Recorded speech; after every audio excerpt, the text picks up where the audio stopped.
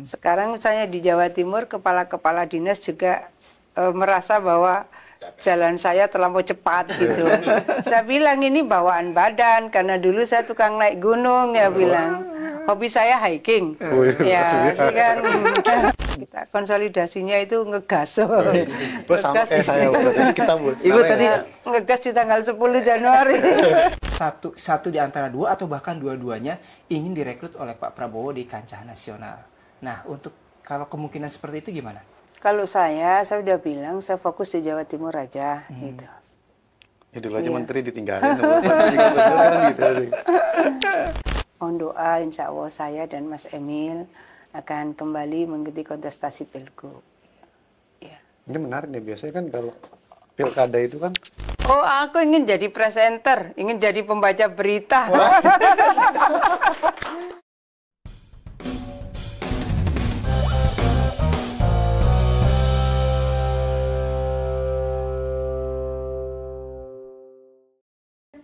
Halo Sobat Rakyat Merdeka, kembali lagi berjumpa dengan kami di Ngegas di Rakyat Merdeka bersama saya Ujang Sunda dan rekan saya Siswanto. Halo, Assalamualaikum. Salam. Sis, ini Pilpres kemarin berjalan sangat seru. Tapi kita juga beberapa bulan lagi akan menghadapi Pilkada. Tentu ada keterkaitan erat antara kesuksesan di Pilpres dan juga persiapan untuk Pilkada. Ya. Nampaknya seru kita juga kalau untuk membicarakan hal ini. Iya, apalagi ini pertama kalinya pemilu dua kali secara nasional, satu pemilu nasional, satu pilkada itu, tapi digelar juga secara serentak. Dalam satu tahun. Dalam satu tahun, hanya rentangnya beda berapa bulan kan. Di saat orang baru mau reda setelah pilpres, sekarang sudah masuk lagi ke pilkada, mungkin agak keras lagi. Tapi di luar itu semua. Yang menarik adalah bahwa kita sekarang ini kedatangan bintang tamu, narasumber yang mungkin sudah tidak usah diperkenalkan lagi. Beliau tokoh nasional dan juga tokoh yang kemarin mengabdi di Jawa Timur dan akan mengabdi lagi di Jawa Timur. Insyaallah. Beliau adalah mantan Gubernur Jawa Timur, Ibu Khofifah Indar Parawansa. Bu, Assalamualaikum warahmatullahi wabarakatuh. Sehat-sehat, Ibu. Alhamdulillah. Bu, Alhamdulillah. kemarin kita yang menarik ini yang pengen saya ini bahwa publik ini yang cukup kaget itu adalah ketika Pilpres kemarin itu kan walaupun belum hitungan resmi KPU quick count itu ini kan Pak 002 menang dalam satu putaran dan salah satu penyumbang suara juga itu adalah Jawa Timur sebagai provinsi yang terbanyak di Jawa gitu kan, provinsi yang cukup banyak penduduknya dan kemenangannya itu luar biasa 62%, padahal pengamat itu lebih kali 66. Ya, hasil Padahal sampai sekarang ya. Sebelumnya itu kan pengamat banyak yang menilai bahwa Jawa Timur ini adalah medan pertarungan yang seimbang dari tiga paslon ini. Ternyata Pak Prabowo bisa menang luar biasa gitu. Sehingga ada penilaian bahwa ini adalah dari Khofifah Effect. Pengaruh dari Ibu Khofifah yang akhirnya yang bergabung dengan 02. Walaupun jarak ini masih sebentar waktu itu kan. Mendekati hari H lah, tidak terlalu lama gitu kan. Nah, ini gimana Bu tanggapan Ibu Bu ketika 02 itu sampai 66%, Bu? Orang menganggap ini Khofifah Effect benar-benar ini. Ya, ada Jokowi efek, ada Prabowo efek. Nah, karena kami yang di daerah, orang juga sebut Khofifah efek. Sebetulnya kan komunikasi saya sebagai kepala daerah lewat berbagai macam program itu berjalan 5 tahun. Saya dari dulu tidur di angka kecil, bangun di angka kecil. Kawan-kawan yang dulu di Kementerian Sosial sangat dekat dengan term ini. Saya biasa tidur di angka kecil dan saya bangun di angka kecil. Di Jawa Timur juga saya melakukan hal yang sama, lebih kepada tanggung jawab. Dan saya merasa meskipun diingatkan juga banyak dokter, tapi saya merasa badan saya oke, kan kita juga cek kesehatan relatif rutin. Jadi kalau misalnya kita biasa rapat sampai 11:30 ada kopi datang lagi, oh itu kepala-kepala di aduh sampai jam 1 ini, aduh mereka sudah sangat paham itu. Saya menyampaikan saya tidak meminta mereka keseluruhan spesifik fokus biasanya harus ada pendalaman. Saya orang yang detail. Dulu di Kementerian Sosial itu tagline-nya cek detail itu. Jadi cek detail. Saya biasa bekerja dengan saling melakukan monitoring bersama dan kemudian harus detail. Nggak bisa makro-makronya saja. Dan saya orang yang dari dulu punya prinsip seeing is believing. Seeing is believing. Saya lihat maka saya percaya. Jadi nggak bisa hanya laporan-laporan. Dan itu kawan-kawan tahu semua, seeing is believing. Nah, itu menjadikan kita akhirnya kerja detail. Kalau orang bilang belusuan, saya di bawah belusuan. Di bawah belusuan itu ada bahasa yang mudah-mudahan konotasinya tetap standar-standar. Itu ngelutus. Apa itu? Ngelutus, lebih kecil dari belusuan. Jadi itu yang menjadikan saya banyak punya waktu bersapa dengan berbagai komunitas. Nah, banyak sekali mereka, kok Bu Gubernur ke tempat-tempat seperti ini gitu, kok ya misalnya itu daerah slum area gitu, musim COVID, mereka makan dari mana? Saya relatif bersapa dengan mereka. Sembako lengkap, setelah itu vaksinasi pun kita bersapa. Saya turun sendiri. Nah, artinya komunikasi ini menjadi pertautan hati, pertautan batin. Itu yang kemudian akhirnya mereka punya tagline sendiri, nderek Bu Khofifah. Jadi nderek Bu Khofifah ini sebetulnya bukan bim salah bim, ini proses panjang. Akhirnya ketika saya menyampaikan bahwa ini kepada teman-teman media, kawan-kawan jurnalis, ini Bu Khofifah ini kemana? Nanti ya, aku umroh dulu, sepulang umroh, aku kasih tahu. Berarti itu, sejak awal udah nunggu ya masyarakat ya Bu? Iya, yang pertanyaan itu banyak sekali. Relawan-relawan besar, artinya relawan yang punya nama itu juga, nanti aku nunggu Mbak Khof, aku nunggu Mbak Khof. Itu banyak yang mereka sampaikan ke saya. Banyak gitu. Aku nunggu Mbak Khof. Sampailah kemudian saya tanggal 9 itu landing umroh, karena pesawatnya di Jakarta, saya tanggal 10 pagi ke Surabaya. Bayangan saya kan akhir masa jabatan saya 31 Desember. Betul. Karena ada putusan MK maka sampai 13 Februari. Nah, sudah. Karena saya sudah program dari Oktober, pokoknya akhir masa jabatan 31 tanggal 1 saya umroh, udah tak niatkan begitu. Akhirnya ya sudah, saya menjadwal umroh. Kawan-kawan itu, kapan Bu? Nanti ya sepulang umroh. Tanggal 10 saya landing, sudah ngomong lain-lain. Bu, katanya pulang umroh, mau apa? Ya sampaikan iya. Saya bilang bahwa janji saya sepulang umroh. Makanya tanggal 10 Januari itu saya menyampaikan bahwa saya sudah berkomunikasi, saya sudah komunikasi dengan Mas Rosan, Mas Nusron gitu, Bang Cul juga. Saya bilang saya siap bergabung di TKN. Udah di bagian apa saja. Saya bilang gitu. Saya siap jadi Jurkamnas. Itu memang saya sampaikan. Hanya ya itulah kita konsolidasinya itu ngegas. Sama kayak saya kita Ibu tadi ngegas di tanggal 10 Januari. Tapi efeknya luar biasa.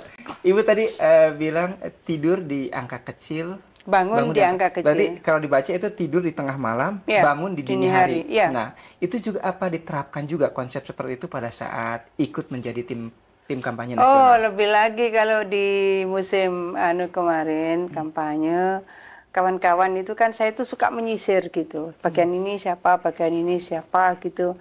Pas saya menyisir bagian apa itu pernah jam 3:04. Sudah bangun? Bukan, baru selesai. Menyisir. Kan saya orang detail. Menyisir. Jadi yang ini gimana, yang ini gimana. Kan sebelumnya tidak involve ya di TKD. TKD lah, saya lebih involve karena saya di daerah. Saya mau tanya ini saksi sampai di mana. Udah habis gitu saksi yang bolong-bolong di mana, saksi kecamatan. Saya ini orang detail. Jadi hal-hal seperti itu memang saya minta penjelasan supaya kita make sure kalau kita sudah katakan mengumpulkan suara terus tidak ada saksi, nanti kan suara itu bisa kemana-mana gitu. Begitu. Nanti di kecamatan saksinya siapa saja. kan tidak bisa satu orang saksi di kecamatan. Penghitungan di kecamatan bisa beberapa hari. Ya begitu sih. Selesai 3/4. Terus? Ya sudah, habis jam 3, ayo tidur sebentar. Gitu. Sebentar? Sudah, bangun lagi. Bangun lagi jam? Jam 4 bangun lagi, jangan-jangan. biasa, ya. Luar biasa. Enggak, bawaan badan. Saya mungkin bukan contoh yang baik, tapi bawaan badan saya seumur saya gitu. Jadi katakan saya kalau dulu di Kemensos suka kan ke lapangan. Itu eselon 1 sebagian besar jalannya kalah dengan kecepatan jalan saya. Sekarang misalnya di Jawa Timur kepala-kepala dinas juga merasa bahwa jalan saya terlampau cepat gitu. Saya bilang ini bawaan badan karena dulu saya tukang naik gunung ya bilang. Hobi saya hiking. Ya, sih kan. Iya, gitu sih. Ya. Tapi ini bukan jadi model tentunya keberhasilan di Pilpres ini kan tentu akan menjadi tolak ukur untuk di Pilkada Jawa Timur, Bu. Apalagi kemarin sudah ada organ relawan ini kan mungkin nggak akan terlalu berat bagi Ibu untuk aja menganggap gitu. Ini nggak terlalu berat bagi Ibu Khofifah lagi nanti untuk 2 kali mengamankan Jawa Timur di bulan November nanti gitu. Kita saling komunikasi. Pada dasarnya relawan Khofifah itu dengan beragam nama itu mereka solid, mereka survive. Begitu. Nah, kemarin yang relawan-relawan Khofifah itu kemudian memberikan preferensi ke 02. Jadi kira-kira seperti sebagian besar ya, sebagian besar. Dan ini mereka menyatu lagi. Mereka menyatu lagi sudah tiap malam sebetulnya. Saya sudah mulai membagi mana-mana ketemu gitu. Kalau pertemuan besar semua relawan kita menunggu KPU. Tapi kalau secara parsial kelompok A dari kabupaten kabupaten mana tetap ya kayak tadi malam misalnya ya tiap hari dini hari.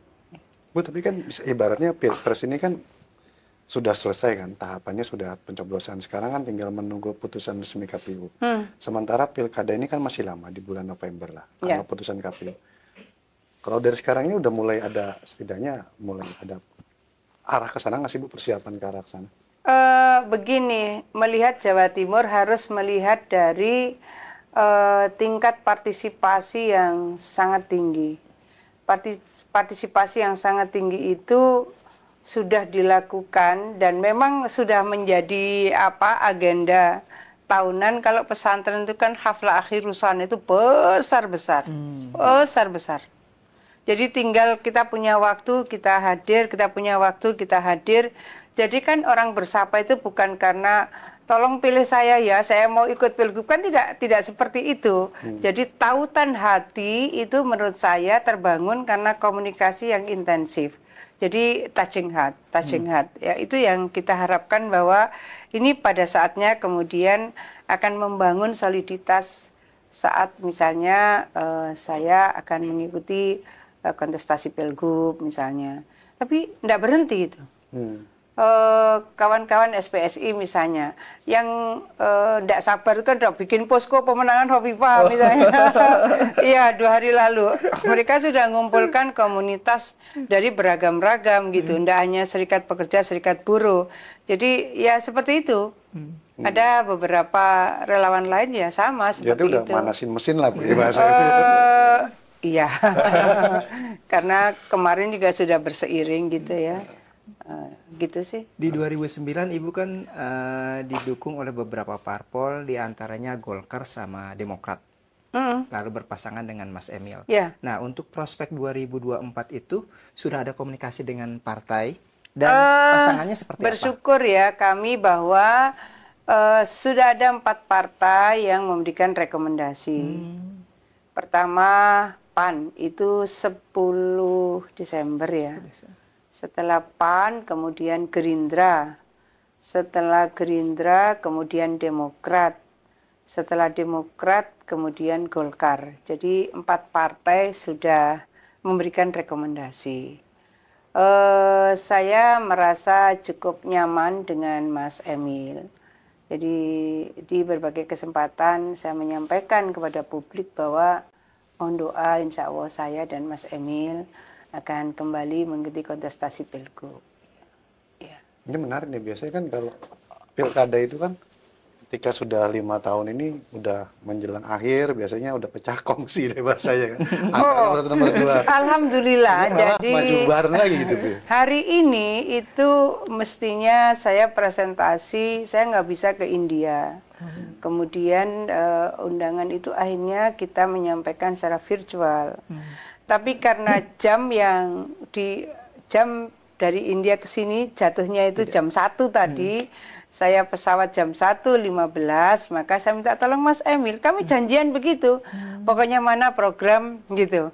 Yang mengundang saya, kemudian saya. Padahal ini sudah tidak pada posisi gubernur, wakil gubernur. Oh, masih. Tapi hari ini tadi, jadi itu soal halal industri gitu.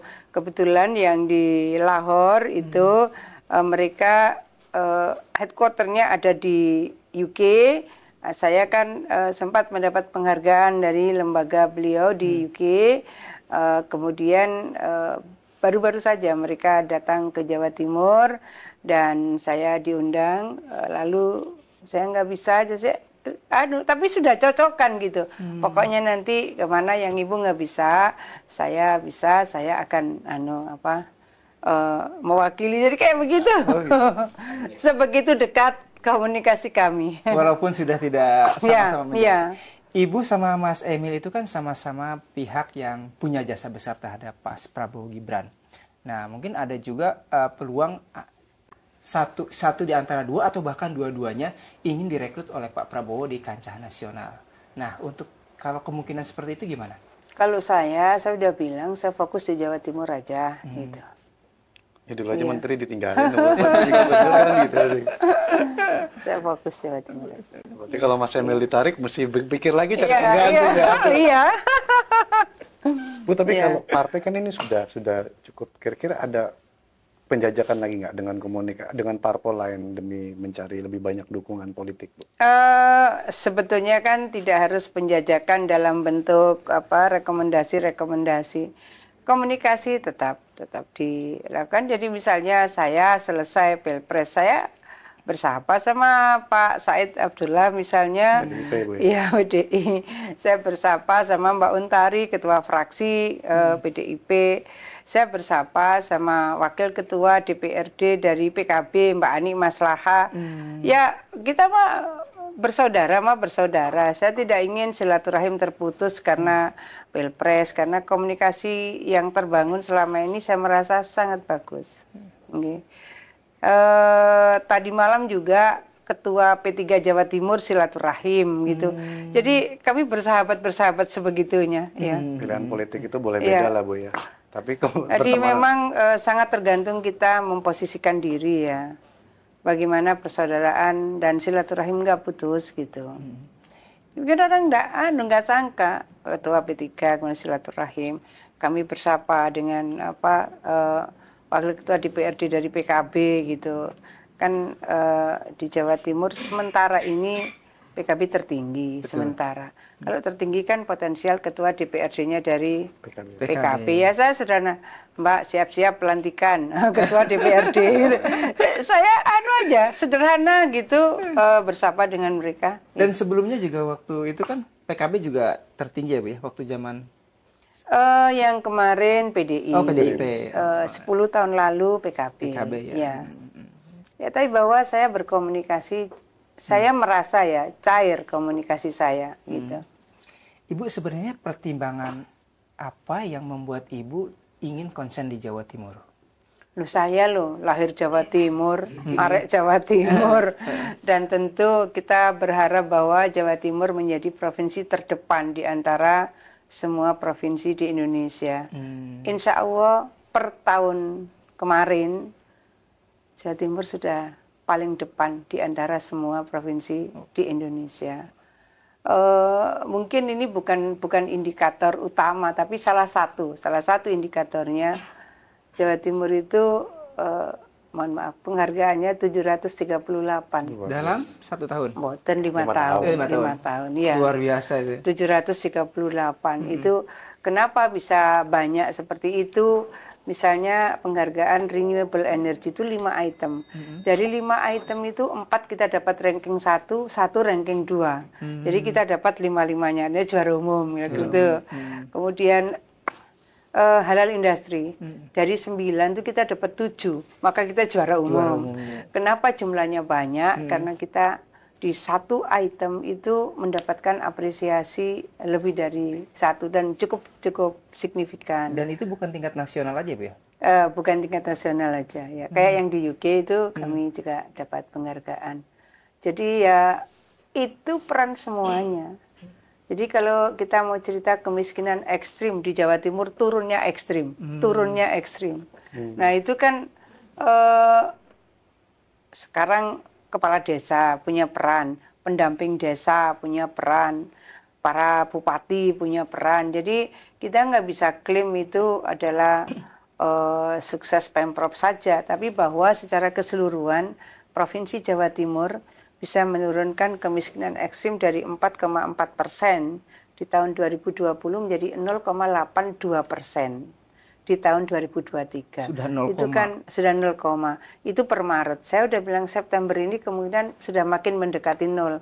Mbak, September kan mungkin keluarnya Maret atau dulu itu keluarnya bahkan baru bulan Mei.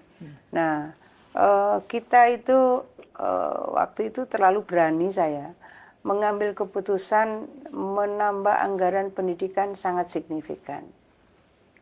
Bagi saya, ya kalau kita mau cerita kemajuan, kehebatan, mau bilang generasi emas, pendidikan. Nah, kemudian apa yang saya harus lakukan, monitoringnya ketat sekali. Saya kalau pendidikan itu betul-betul saya turun, sampai IT-nya pun saya cek dan seterusnya. 2019 Februari, saya dan Mas Emil dilantik. 2020 itu tingkat kediterima siswa SMA SMK ke perguruan tinggi negeri dengan dan tanpa tes, KIP perguruan tinggi maupun KIP reguler, kita tertinggi di antara semua provinsi. 2020, 21, 22, 23, 4 tahun berturut-turut. 4 tahun berturut-turut. Ini bukan prestasi sederhana. Bagaimana mendorong para guru. Ini belum sampai kepada guru penggerak saat itu. Bagaimana para guru, para murid, para wali murid mendorong semua prestasi terbaiknya gitu. Kita tertinggi ke perguruan tinggi negeri dengan dan tanpa tes, reguler dan KIP perguruan tinggi. Itu yang saya pesan, ini dijaga dan ditumbuh kembangkan, dijaga. Kenapa? Karena kita ini, saya, kalau penerimaan siswa baru, kalian inilah VVIP bagi saya. Jadi saya menyampaikan, very important person menurut saya adalah kalian ini, siswa-siswa SMA kelas 1, SMK kelas 1. Karena kita itu cerita Indonesia emas, generasi emas 2045, ya mereka ini sebetulnya bibitnya. Lalu apa yang kita lakukan? Mungkin saya mohon maaf kalau saya kurang monitor, tapi setahu saya hanya Jawa Timur yang punya sekolah berasrama Taruna-Taruni. Sekolah berasrama Taruna-Taruni. Jadi kita punya Taruna Nala, kita punya Taruna Angkasa, kita punya Taruna Brawijaya, kita punya Taruna Bayangkara, kita punya Taruna Madani. Itu boarding school. Tingkat kediterima mereka di Unhan tinggi sekali. Unhan itu kan nilai rata-ratanya harus 95-an ke atas. Itu suatu saat saya ketemu Pak Prabowo, saya menyampaikan ini. Dan Pak kalau ada waktu, Mbak tolong ditengok dulu tapi. Beliau surprise. Pak, di SMA Taruna ini yang diterima di Unhan sekian, Taruna ini total yang diterima cuma 300. Dari 300 itu mungkin 30% dari Jawa Timur. Itu anak-anak luar biasa. Memang dia pinter-pinter. SMA Taruna kan yang ada itu di Magelang. Tapi ini sebetulnya bibitnya dari Pak Dekarwo bikin dua. Saya masuk pada bulan Februari, bulan Mei. Waktu itu kasatnya Pak Andika Perkasa, saya minta MOU untuk Taruna Bayangkara. Kemudian Taruna Brawijaya. Setelah itu Taruna Bayangkara. Kemudian tahun kemarin sudah 2 tahun ini kita punya adik Taruna Nala itu Taruna Madani. Itu enggak kalah kalau marching band. Dulu ketika Pak Jenderal Dudung jadi kasat kan bikin itu bola santri itu Liga Santri.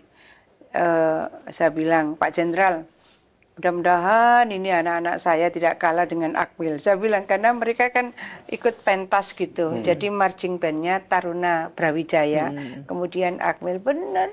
Mereka kan lebih bebas ekspresinya. Anak-anak itu tidak masuk pada patron-patron yang terlalu ketat. Jadi kalau marching band itu indah sekali. Lebih atraktif. Lebih atraktif. Jadi saya bilang ini banyak hal lah yang saya bersyukur bahwa kita bisa menyiapkan lembaga pendidikan yang saya berharap mereka akan menjadi speaker nasionalisme, speaker keindonesiaan, speaker wawasan kenusantaraan. Itu selalu saya sampaikan. Jadi kalau mereka ada pembaretan, saya ikhtiarkan untuk datang. Di terakhir kemarin, karena ini tahun terakhir periode pertama saya, maka saya minta pembaretan di 1 titik. Biasanya kan pembaretan satu-satu gitu. Wah, enggak nutut waktu saya kalau satu-satu. Jadi pembaretan indah sekali. Perasaan saya kemungkinan yang punya SMA Taruna boarding school seperti itu baru Jawa Timur. Gitu. Bu, ini kan nanti bulan Oktober, 20 Oktober 2024. Ini kan kita sudah punya presiden baru. Resmi dilantik oleh DPR MPR kan. Pilkada bulan November. Kalau misalkan insya Allah Ibu terpilih kembali, ini kan dengan presiden baru. Kemarin Ibu gubernur bekerja dengan pemerintah itu kan Pak Jokowi dengan pemerintah pusat. Kalau sekarang mungkin dengan Pak Prabowo. Gitu. Ini pengaruhnya apa sih? Misalkan gaya ganti kepemimpinan nasional bagi daerah itu pengaruhnya seperti apa sih? Loh, kalau saya melihat kita ini kan kerjasamanya secara programatik, tidak secara personal. Gitu. Kalau secara programatik, pertemuan di program. Pertemuan pada sistem pemerintahan. Nah, pada posisi-posisi seperti itu, pendekatan kita tentu menjadi impersonal. Jadi bukan karena Pak Jokowi, bukan karena Pak Prabowo, tapi bahwa secara nasional ini program besarnya. Lalu secara regional ini program Jawa Timur. Bagaimana ini nyekrup semua supaya nendang. Kalau program itu masing-masing nggak nendang. Iya. Kenapa ada RPJM, ada RPJMD, provinsi, kabupaten, kota, ya supaya inline. Apa yang ada di dalam perencanaan program nasional, itu juga ada di dalam perencanaan program daerah. Tentu ada hal-hal khusus ya, sesuai dengan kekhususan masing-masing daerah. Tapi bahwa apa yang sebetulnya dipersambungkan oleh program ini, harapannya nendang. Kalau ini nasional bilang stunting harus turun 14% 2024. Ya semua harus bergerak. Kalau nasional bilang 14%, lalu ada daerah yang EGP emangnya gue pikirin. Oh ya nggak nyekrup. Ya target-target nasional itu akan tercapai kalau regional dan lokal sama-sama bergerak. Ya. Ini kan kalau level provinsi dengan pemerintah pusat itu kan ibaratnya masih agak ini. Ini kan kadang banyak beberapa kasus ini kan gubernurnya ke sini maunya ini, kepala di tingkat kabupaten atau kota maunya ke sini. Di Jawa Timur itu gimana? Mungkin boleh ditanya ya, kawan-kawan itu bupati, wali kota, ada yang ya umurnya di atas saya gitu, panggil bunda, semua panggil bunda. Bahkan ada saingan, mantan saingan. Menurut saya, kalaupun mereka pada posisi bersaing itu bersaing fastabiqul khairat untuk kebaikan mereka, ya indah sekali kok di Jawa Timur tuh indah sekali. Jadi bagaimana misalnya mereka kalau kenapa sih manggil bunda? Ya kalau nakal-nakal dikit kan cukup di jawer dikit gitu. Bunda, kan ini anaknya gitu. Jadi komunikasi saya dengan mereka itu ya komunikasi yang terbangun sangat humanis, meskipun sisi formalitas tetap ya, ada raker-raker, ada musrenbang apa, tetap. Kalau misalnya ada hal yang perlu didorong, misalnya inflasi kemarin, kenapa ini inflasinya sekian, itu saya nggak akan masuk di grup pasti. Saya japri gitu, ya. Itu ada grup sendiri, Bu, ya? Ya, grup bupati, wali kota. Tapi kalau ada hal spesifik begitu, saya japri. Ayo, ini apa yang bisa disupport, apa ya gitu. Ibu, kembali ke nasional saat ini kan apa ya, masih ada ya persaingan cukup ketat ya, agak gesekan-gesekan. Nah, harapan ibu untuk para elit ini agar kita tetap kondusif itu seperti apa, Bu? Demokrasi ini kan sudah pilihan kita, bahwa proses pilpres ada di Undang-Undang Dasar. Jadi apa yang ada di dalam konstitusi itu akan menjadi referensi utama bernegara dan berbangsa.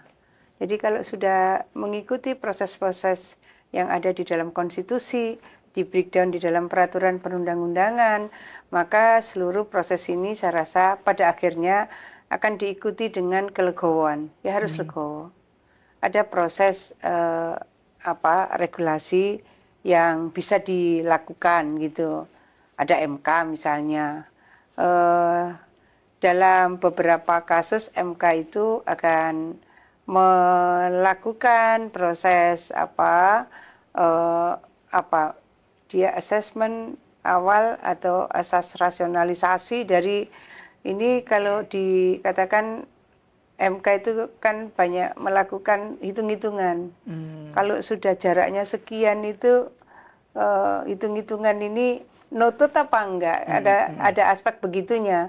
Makanya ke MK itu ada yang dilanjutkan, ada yang kemudian oleh MK dirasa ini tidak untuk dilanjutkan dan seterusnya. Kewenangan itu tentu ada di MK. Jadi proses-proses hukum itu tetap harus dihormati, tapi juga ada hal-hal yang juga harus dilihat bahwa ini loh proses demokratisasinya udah jalan. Ini konstitusi kita sudah dijalankan sedemikian rupa. Ada penyelenggara pemilu namanya KPU, ada pengawasan, ada DKPP, itu sampai di lini bawah. Nah, kalau sudah proses-proses yang kita sepakati bersama sebagai sebuah negara demokrasi sudah kita lakukan, ya mestinya kemudian ya di dalam sebuah kontestasi ada pemenang. Berarti kalau ada pemenang, ada yang tidak menang atau belum menang. Itu Pak Prabowo kan dulu belum menang, sebelumnya belum menang lagi gitu. Ya saya rasa begitu. Ya. Ada waktunya bersaing, ada waktunya bergantung. Saya dulu 2 kali belum menang. Yang ketiga baru menang. Ya begitu. Iya. Bu, ini kan yang tadi di awal saya bilang, ini kan pilkada ini kan 2024 ini kan agak menarik kan. Setelah pilpres langsung pilkada secara serentak nasional kan gitu kan. Tensi politiknya baru reda, pilkada lagi ya. Untuk menjaga stabilitas tensi di akar rumput di masyarakat di daerah lah khususnya gitu, misalkan kayak Jawa Timur, agar tidak bergejolak lagi. Ini perlu apa nih Bu untuk himbauan? Oh iya. Saya sampaikan bahwa aman, damai, kondusif, guyup rukun. Guyup rukun ini sangat Jawa Timur. Guyup rukun. Bangun kerukunan, ayo yang guyup. Wis mari ki. Ada pileg, ada DPRD tingkat 2, tingkat 1, pusat, ada DPD, ada pilpres. Ya semua sudah berikhtiar, kira-kira begitu. Semua sudah berikhtiar. Ada yang wiswayai. Itu ya, wiswayai. Wiswayai itu dulu tagline saya itu. Sekarang jadi dipakai lagi. Wiswayai. Ada lagunya lagi. Karena udah pakai Pak Prabowo. Wiswayai. Ibu, obrolan kita sangat menarik ini, Bu. Nah, sebelum di akhir ini ada games, Bu. Gamesnya ini judulnya Inilah Saya. Wih. Pendek-pendek aja jawabannya. Ya. Oke, Bu, ada 7 pertanyaan.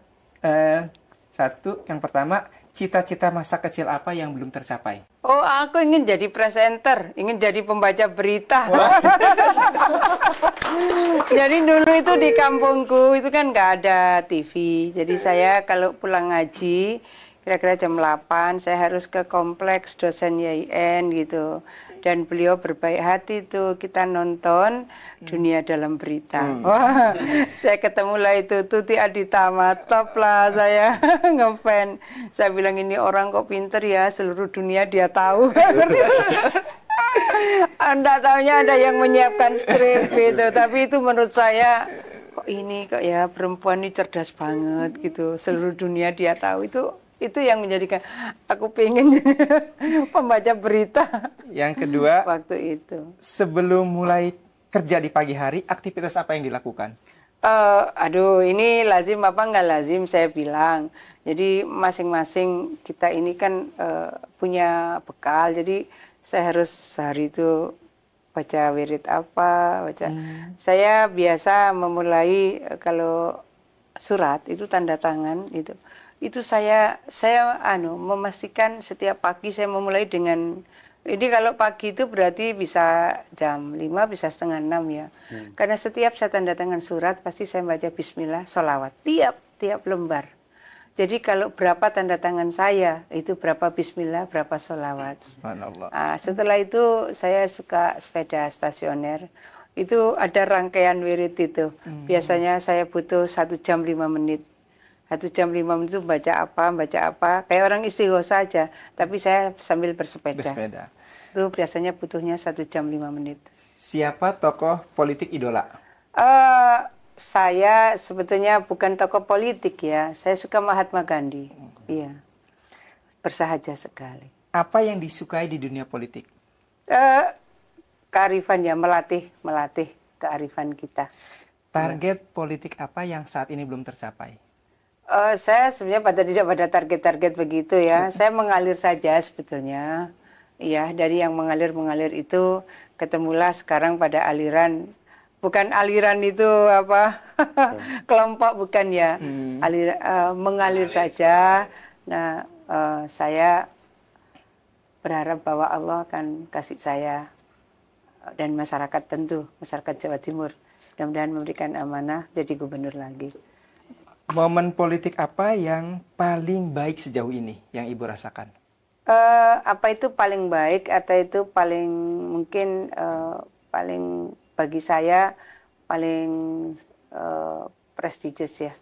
Dulu kalau Gus Dur ketemu Bu Mega, ketemu Pak Amin Rais, ketemu Pak Akbar Tanjung, saya suka diajak. Dan saya dibekali laptop oleh Gus Dur, sehingga pembahasan yang dilakukan oleh tokoh-tokoh bangsa ini relatif saya berkesempatan mengikuti. Kan dulu kita melakukan amandemen UUD. Amandemen UUD kita itu tanpa legal drafting. Bisa dibayangkan. Semua undang-undang itu pasti ada legal draftingnya, academic draft. Nah, academic draft itu kemudian jadi legal drafting.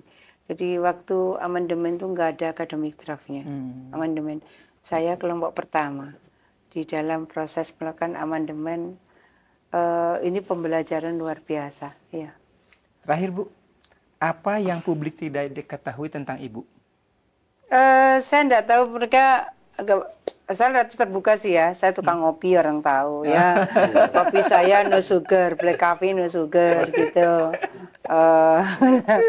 Perasaan saya sudah banyak orang tahu kalau saya ya tadi. Kita tidur dia nggak kecil, bangun dia nggak kecil. Ya. Bahasa saya. Ya. Oke. Ya sih. Sebelum tutup, mungkin ada teman-teman ada yang mau bertanya? Udah kali, semua baik-baik saja. Satu aja punya. Sudah komunikasi dengan Yeni dan Pak Mahfud enggak? Kalau Pak Mahfud saya belum BA, tapi kepada Mas Imam. Saya punya, iya. Bukan Imam Sari, Imam Marsudi. Sudah. Pada Mbak Yeni sudah. Ya. Emang kenapa? Bisa mengalahkan. Enggak lah, jangan merasa menang dan kalah di sini. Ada afiliasi yang mungkin pada saat kemarin kita berbeda. Setelah itu sama-sama. Saya berkali-kali menyampaikan persaudaraan dan silaturahim jangan putus gitu. Ada saatnya bersaing, ada saatnya berdampingan. Sobat Rakyat Ya. Merdeka, itulah obrolan kita kali ini dengan Ibu Hovifah Indar Parawansa, mantan Gubernur Jawa Timur, calon Gubernur Jawa Timur, mantan Menteri Sosial. Obrolan yang mantan Menteri Pemberdayaan Perempuan. ada lagi. Mantan Kepala Zaman BKKBN. Luar biasa. Obrolan yang sangat menarik, obrolan yang sangat berisi, ibarat peribahasa itu daging semua. Dan jangan lupa like and subscribe YouTube Rakyat Merdeka TV dan saksikan terus konten-konten menarik kita. Sekian dari kami, salam Rakyat Merdeka. Salam. Ya.